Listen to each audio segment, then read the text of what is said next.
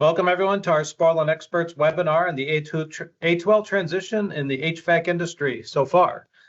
We'll dive into some of the fallout benefits and effects in industry. As we go through today's presentation, the chat function will be disabled, so communication will be through the Q&A screen only. We encourage you to submit your questions there and we'll address them during the presentation. Our co-host Paul is queuing up some questions before we get started, so send him your inquiries early. Additionally, all participants will receive a follow-up email after the webinar containing the resources and materials presented today. Before we dive in, I'd like to introduce our presenters. John Withouse is our Senior Principal Engineer who directs all facets of our application engineering software development and ensuring compliance with refrigerant and chemical environmental regulations in the global, national, and international levels. We're also joined by Paul Chambers, who will join in the conversation today. Paul's currently in the role of applications engineer with an emphasis on training. Paul holds a Bachelor of Science degree in engineering technology from Pittsburgh State University in Kansas. While at Pittsburgh State, he dual majored in mechanical engineering technology and automotive technology. Now, without further ado, let's get started. Gentlemen, take it away. All right, well, I have 10:01, so it's probably a good time to go ahead and get started here. I'm John Withouse, Senior Principal Engineer for Sporlan Division, and this gentleman over here is Paul Chambers. Yes, I am an applications engineer here at Sporlan. So thank you, Paul. Okay. All right, so today we are going to talk about Ready for A2Ls is the title of our presentation today, and so that's been a big topic in our industry here recently. Yeah. So getting into this topic, if we're new to the industry, what is an A2L? Give me a brief. All right, so an A2L is a refrigerant. That is, the A means it is non-toxic. Okay. And the 2L means it is mildly flammable with a low burn rate. All right. So that is the system that ASHRAE 34 uses to classify refrigerants. So most everything we've dealt with up to this point in time would be considered an A1. So those would be non-flammables. They will not propagate flame, but a 2L, a flame can be propagated with it, but it's not very energetic. All right. So that's what an A2L actually is. And A3 then would be a more flammable. More flammable. So an A3 would be something like propane. Yeah. Propane's an excellent refrigerant, but it is highly flammable. So we're not going to get much into talking about those highly flammable refrigerants today. We're going to focus mainly on the A2Ls. All right, but just knowing the scale. Yes. All right. Yes. So the major reason why we're talking about A2Ls today in our industry goes to a piece of legislation called the American Innovation and Manufacturing Act. It was actually signed into law right at the end of 2020. It was attached to a big omnibus COVID relief bill back then. We all remember a little thing yeah, something called COVID. It's vaguely remember. Vaguely remember. Yeah. Okay, all right. Forget sometimes, but it doesn't seem like it should be, closing in on 6 years since that all went down, but it is. So, and good riddance to that, actually. Amen to that. All right. So the AIM Act, as we'll refer to it from here on through, was modeled after the Kigali Amendment to the Montreal Protocol. And essentially what it does is it authorizes and obligates EPA to regulate HFCs. It uses a similar approach to the Clean Air Act of 1990, the Title VI part of that, which brought about the phase out of CFCs, the really nasty ones like R12, and then later on the phase out of things HCFCs like R22. The AIM Act does cover all HFC uses. It's not just our industry. We're not being picked on here. And what it does is it regulates 18 different HFC substances, and those are the substances that make up the blends that are familiar to our industry. So you look at all the 400 series blends that we've been dealing with for the last 30 plus years. Most of the early ones are made up of those HFCs. And so those are the ones that it seeks to regulate. We have three important parts of AIM that we're going to talk about today. We have subsection E, which is a phase down of production and consumption of those HFCs.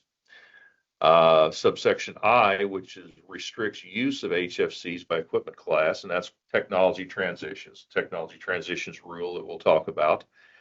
And then there's also subsection H, which is kind of important, which applies some of those same refrigerant management practices like requirements for reclaim, service and repair, and then leak standards to those HFCs. So if I took a step back, wanted a big picture, basically we have a Montreal protocol and a Kigali. These are international treaties. Right. And, international treaties.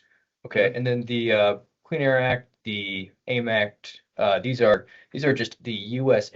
implementing these international. That is true. Okay. So the Montreal Protocol was an international treaty that was actually signed in 1987. Hard to believe, but that's closing in on 40 years ago now.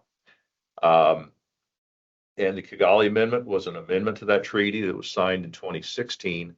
But those are just an agreement to do something and don't actually provide a mechanism to do it. Gotcha. And so within the U.S., initially that Clean Air Act Title VI, and then more recently AIM is the actual mechanism, the implementation of those international treaties. All right.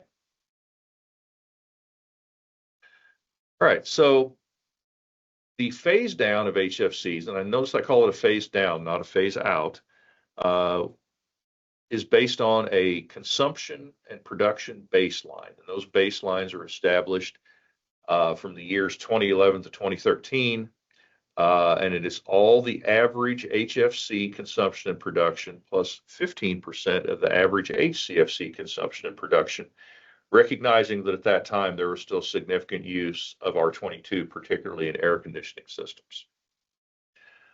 There was an allowance allocation final rule that was issued in October of 2021. Very minor revisions to those numbers in July 2023. This table here is directly from EPA. These, it's also worthwhile noting that the consumption and production allowances are actually in million metric tons equivalent value of CO2. And so this is all related back to CO2, which means these are GWP weighted. So there is the higher GWP substances are more of an issue than are the low GWP substances. And so those actual numbers on that right-hand column are not really important, but what is more important is that percentage of the baseline. So from 2020 to 2023, we were at 90% of that baseline allowed. Right now, here at the beginning of 2026, we are right in the middle of that 60% period. That will drop in half at the first of 2029 to 30% of that baseline, with two additional steps later on at 20 and eventually down to 15 as of 2036. All right. So good to know about. We've got about 3 full years before we're going to see another actual cut. Correct. So the supply, at least in terms of CO2 equivalent, that we will have of HFCs is steady through 2026, 2027, and 2028, but that will drop in half as the first of 2029. All right, so one of the topics we hear a lot about in the industry today is what's going on with these refrigerants. And this is a really condensed version, really condensed view, and this is something that we're not necessarily experts on, but I think it's something that's important for us to address in this webinar. So as we see things out there, we do see these higher GWP refrigerants, particularly on the refrigeration side. They are still available. We see some moderate upward pricing pressure on these higher GWP HFCs, and we do see more availability of reclaimed HFCs now out there as well. That is something that EPA has encouraged, and it is worthwhile noting that under both the Clean Air Act rules and under the AIM rules, reclaimed is actually not restricted. You can actually use reclaimed refrigerant within the existing guidelines that are out there and not have to worry about these allocations. Yeah. R410A supply seems to be available, but there is significant upward pricing pressure on it. We do see prices rising on R410A. R454B, which is one of the A2L replacements, kind of the primary A2L replacement for R410A. It is somewhat available, but is still kind of a difficult situation. We've seen widespread reports of shortages of R454B, and we do know that there is a significant shortage of cylinders that are actually approved for that A2L refrigerant. Yes. And so cylinder supply is definitely part of that issue. Other blends that we see availability of now, we see things like R454A, R454C, R455A, and there's probably a couple others we could add to that list as well. Available, they're the new refrigerants. Availability is good right now. We don't see shortages of those, but we also haven't seen, I don't think, significant demand pressure on those yet either. Yeah. So that's kind of how we see it. We would be interested if anyone out there has comments on how you may, what other folks are seeing on that. We would be interested in hearing your comments on that. Absolutely. So the next thing we need to deal with is those technology transitions. This is the one that's really affecting our industry most significantly right now. That's under subsection I of the AIM Act. The final rule on that goes back to October of 2023. And this is a very condensed version of what we see there in terms of the GWP limits. So GWP 700 by 2025. So first of this year, almost a year now. That was for residential and light commercial AC heat pumps and chillers. GWP 150, again, the first of this year for standalone refrigeration. Got the green check marks by them because they're done. They're already out there. Coming up very shortly here, though, we also have some GWP limits for commercial refrigeration. So if you have a system that's under 200 pounds of charge, if it's a remote condensing unit or a cold storage warehouse, you need to be under 300 GWP by the first of this coming year. So just a couple months from now. Cold storage warehouses and remote condensing units is where we're at there. And then 2027 for supermarket systems. And then if the system is over 200 pounds charge, GWP is 150. Again, effective the first of this coming year for remote condensing units and cold storage warehouses, and 2027 for supermarket systems. So when we say supermarket systems, we're meaning a multiplexed system, not just a single condensing unit. Rack systems. Yeah. All right.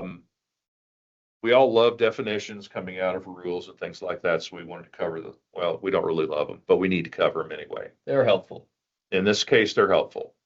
Key definitions in the technology transitions final rule is a product, which is something that is manufactured and which performs a function or task upon completion of manufacturing. So it's basically something that's ready to use. Yes. A system, which would be assembled of separate components, charged and connected in the field. And so that would be something that was put together out of separate pieces of a system, components. And then for purposes of the AIM Act, technology transitions, we have specified component.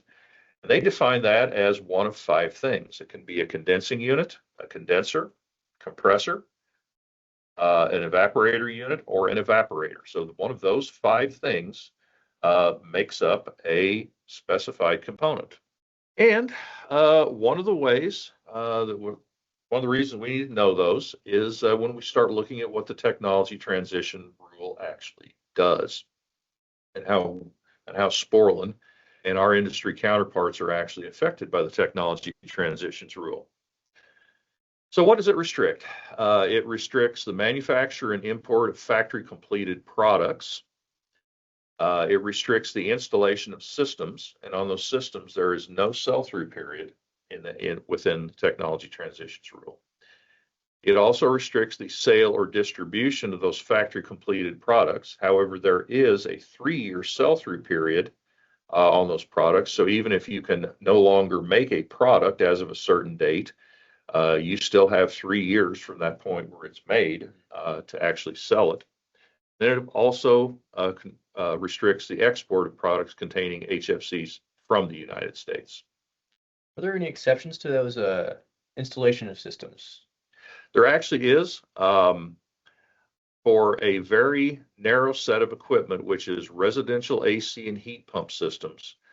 There is actually effectively a sell-through period on those systems if those systems were manufactured prior to the 1st of 2025, so they would have already had to have been manufactured. Right now, they can still be installed up through the end of this year. Yeah. Up until 12/31/2025, they can still be installed. So there is that, and there is maybe a caveat on that we'll talk about in a moment too. All right. But what's not restricted by the technology transitions rule? All right, text directly from the rule. EPA is excluding components from the definition of product, therefore not applying the final rules restrictions on the manufacture, import, sale, distribution, et cetera, to components. And they are noting here that they are premising that on the continued need for components to service existing systems. So one thing they've said from the start is that they do not wish to make existing systems unserviceable and make people have to replace those systems. And so that is, I think, a very good thing. And so really our components fall under this statement here. And we can still make components to service older systems, really regardless of the refrigerant that's used in those systems. So we can go back something that's been, made just within the last couple of years, all the way back to decades ago, if we wish. Yeah, you say can. Right. We do plan to continue to support. And we do. Yeah. We do, absolutely. Those specified components we talked about, those 5 specific items, they're also not restricted as far as what they're manufactured for, but they are subject to labeling, reporting, and record keeping requirements under the technology transitions rule. And this probably should go without saying, but used equipment, repair and servicing, and retrofit applications are also not restricted by the technology transitions rule. Good. But as with all things in government, things can sometimes change. And so we are now left asking, what is the future of the technology transitions rule? I find myself asking that every morning. So every morning. Yeah. That's pretty often. It's pretty often, yeah. Okay.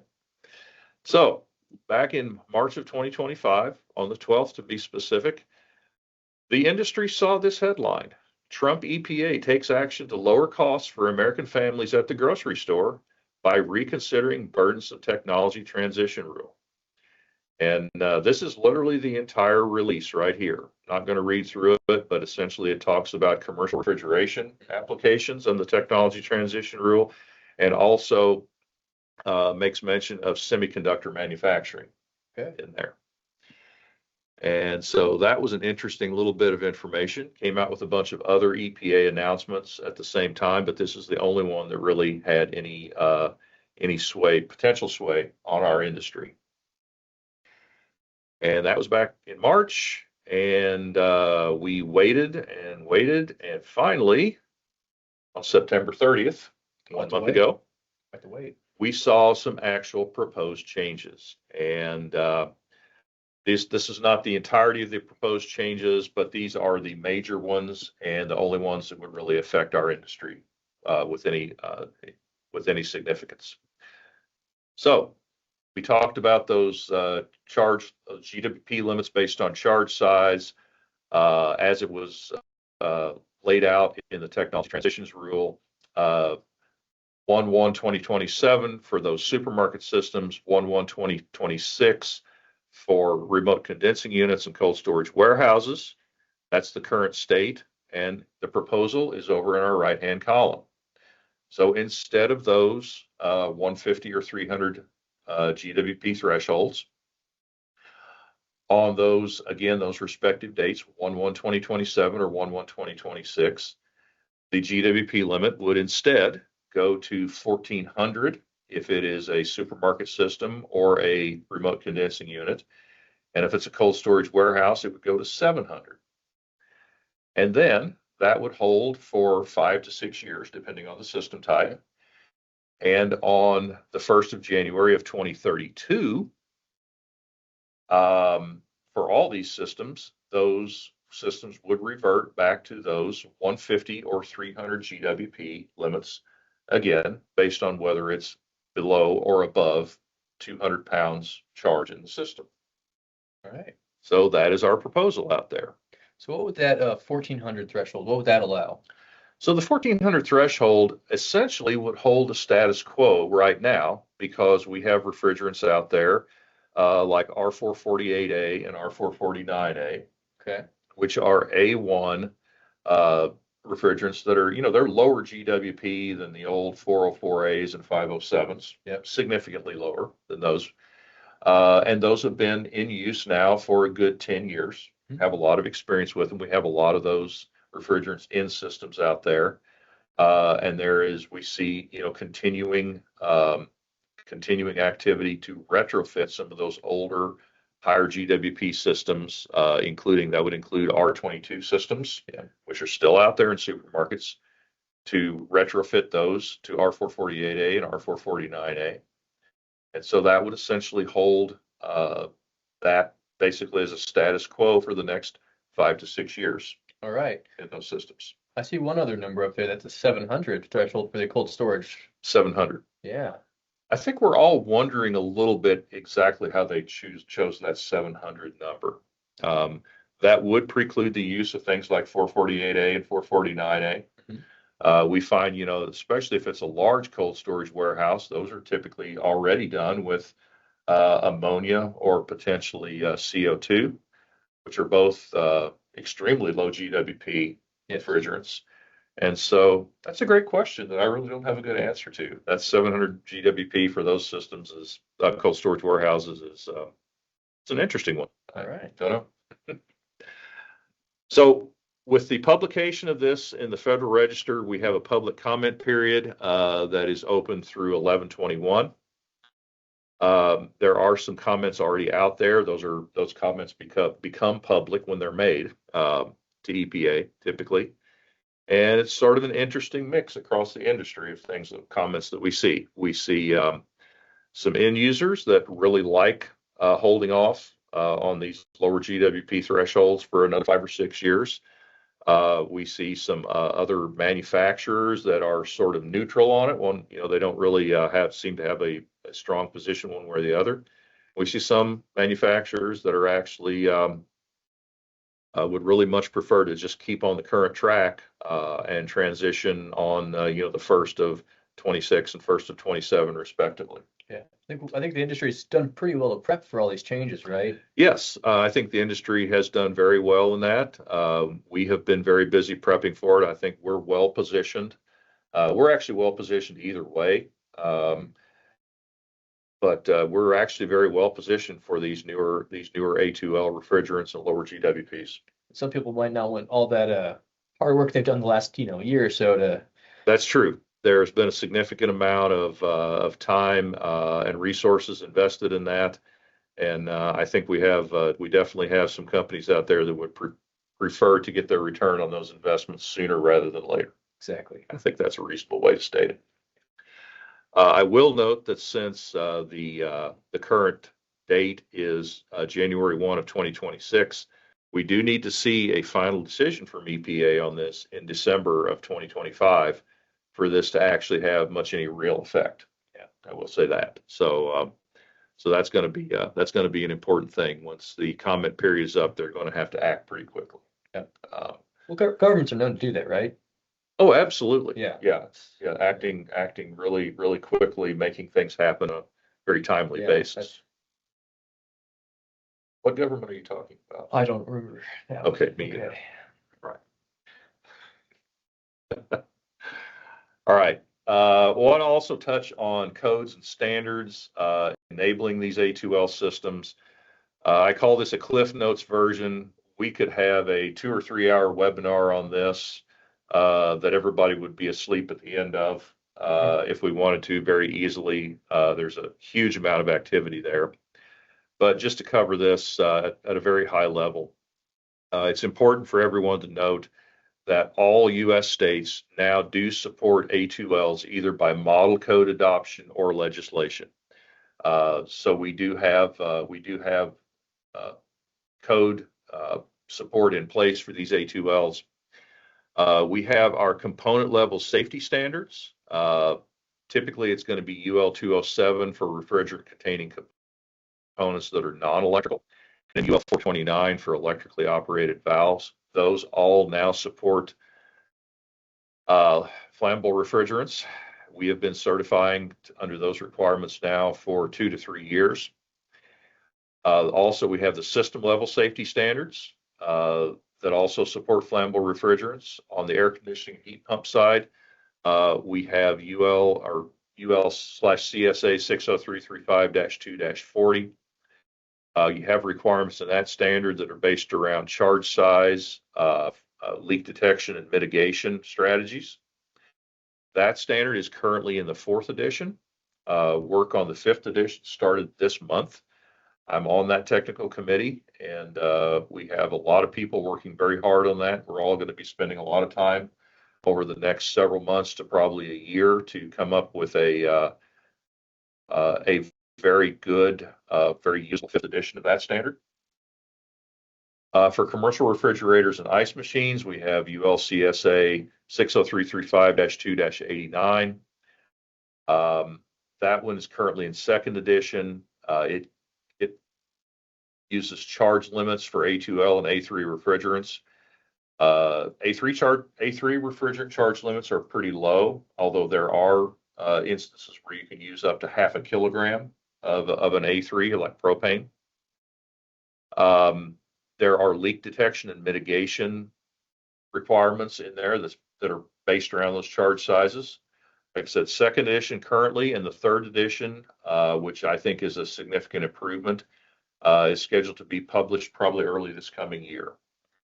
Finally, we have installation standards that would include ASHRAE 15 and more recently 15.2, which is focused on residential systems. And they also fully support flammable refrigerants. So if I have any trouble sleeping, there's some books coming out I could get my hands on, is what you're saying. They will help you. Yeah. All right. They will help your insomnia. No question. All right. Kind of getting toward the end of things here, we want to touch on Sporlan and our A2Ls. We do have a broad range of compatible products, which include mechanical products, things like TEVs, PRVs, and isolation valves. Our electronic products, which include electrically operated valves and controls and contaminant controls, including catch-alls and see-alls. Those are all compatible with A2Ls. I also want to point out that our virtual engineer program, our product selection program, now supports many different A2L refrigerants, and it will provide you with product selection and application data for a broad range of our products. And as mentioned a while ago, all of our major product lines are now UL certified for use with flammable refrigerants. On the TEVs, we have some of our OEM valves there, like HX and FX, BBIs, R valves, F and FB valves, O valves. For our PRVs, we have hot gas bypass valves, pretty much the entire ORI series of valves, which would include Sorit EPRs. On the electric valve side, we have the SER and SEH valves. Also, very importantly, the modulating three-way valves are now certified for use with flammable refrigerants. I think I can also include CDS valves in that list as well. Sounds right. Catch-alls and see-alls, including the replaceable core catch-alls. Yeah. They're all certified. And then we also have even our accumulators and receivers certified for use with those flammable refrigerants. That's awesome. I do remember from your last slide, you were talking about there's some the regulations call for like leak mitigation, stuff like that. Yeah, If I wanted to do. use an isolation valve for leak mitigation, I'm very glad you asked that question, Paul. oh good. No lead in there, folks. No. So we do have also some dedicated A2L products. Yeah. We have a type SSOV and CSOV safety shutoff valve. So the SSOV is a solenoid, the CSOV is a check valve. And this basically fits in with the framework that's laid out in the 60335-2-89 standard for the isolation of releasable charge. So upon detection of a leak in a section of a system, you can use the liquid line solenoid shutoff valve to shut off the liquid line. Then the check valve, which goes in the suction line, will prevent any suction backflow back into the section of the system that you're trying to isolate. But if you leave the rest of the system running, you can actually pull this refrigerant vapor out of that section of the system Be a pump down. through a pump down through that check valve, and help to actually enhance the safety, leave less in that section of the system should there actually be a leak, less in that section of the system to actually leak out. And so these are UL certified. The SSOV is certified under, is actually listed under UL 429. We have, I believe, about 9 or 10 A2L refrigerants it's currently listed for. The CSOV is certified. It's listed under UL 207. And then both of them meet the seat and external leak requirements that are given in that 60335-2-89 safety standard that are required for these safety shutoff valves in this application. So they meet and actually exceed those leak requirements. Yeah. So if you're interested in those, you can find those in the Sporlan literature section of sporlan.com. Yeah. These particular ones are in bulletin 30-40, which that right-hand side is a screenshot of. Yeah. And a quick couple notes I like about these things. They are good for safety, the solenoids are, but also you don't have to use them in place, like in addition to a solenoid. That is correct. They can function as if you prefer to have a liquid line solenoid valve, these can do both functions. So you could right, you don't have to double up on valves there. Correct. And right where you'd find that bulletin, I think we also have some catalogs for A2L offerings. We have a full A2L catalog out there. So I believe it would be under catalogs on the Sporlan literature page. Mhm. So I believe it's called A2L AC. that sounds right to me. Does that sound right? Okay. I think there's That's even what I one thought. there for briefly mentioned the A3. I think there's even one there for an R290. Similar catalog. You are correct. There is So- one of those as well.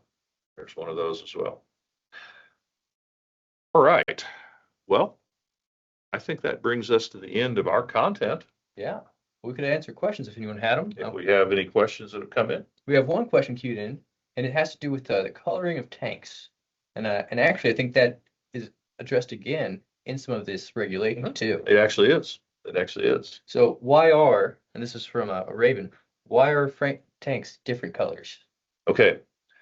Well, initially, many years ago, there were only a few types of refrigerants, and it worked well to visually identify those tanks for servicing and use by different colors. And you had a light blue for R130, light green for R22. You had sort of a dark orange for R404A. You had a pink, if you want to call it that, pink for R410A, and they were very easily visually distinguished.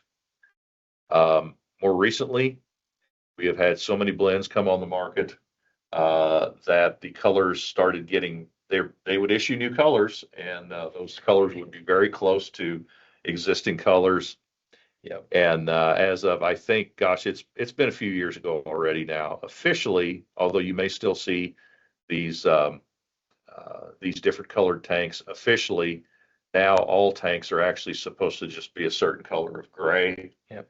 AHRI, which is the one, the AHRI is the organization that actually assigns those colors. They will still issue a label color for refrigerants. But that was the original intent of that. It is worth noting, as you mentioned, that there is a specific color of red that is to be used for marking service ports and reclaim tanks and things like that for these A2Ls. If anyone's interested, it's Pantone Matching System 185, which I'm told is Coca-Cola red. Oh, that's interesting So information. that's a interesting coincidence there. I never thought of Coca-Cola as flammable, but who knows? Oh, yeah. Yeah. So basically, if going forward, there are actually two colors. Gray tanks, if they had that Pantone red, that would be an A2L. That is correct. And if they have yellow, that is the industry standard for a reclaim tank. That's correct too. Yeah, you see the yellow band on reclaim tanks. All right. Yep. Do we? I don't think we have any other questions coming in right now. Okay. So Well, that was easy. that was easy. Yeah. All right. Great. That wraps it for us then, John. Yeah, super helpful information today, guys. Thanks. Hey, I want to say thanks to everybody for joining us on our webinar today on A2L transitions. We hope you found the information valuable. If you want to circle back on this information, go to our Sporlan YouTube channel. You'll be able to find a library of videos highlighting our products with some basic and advanced topics. Special thank you to our presenters, John Withouse and Paul Chambers, for sharing their expertise. Remember, you'll be receiving a follow-up email with the resources that we talked about today, so keep an eye on your inbox later today. We appreciate your participation and engagement. If you enjoyed this session, we invite you to join us for our next webinar, where we'll dive deeper into the mechanics of the safety shutoff valve and the check shutoff valves and their play in the design and operation of the A2L systems. Stay tuned to our social channels for the announcement and registration info. The session was recorded and will be posted on our YouTube channel. You can also view our other videos and shorts, plus our training videos. So thanks again, and have a great day.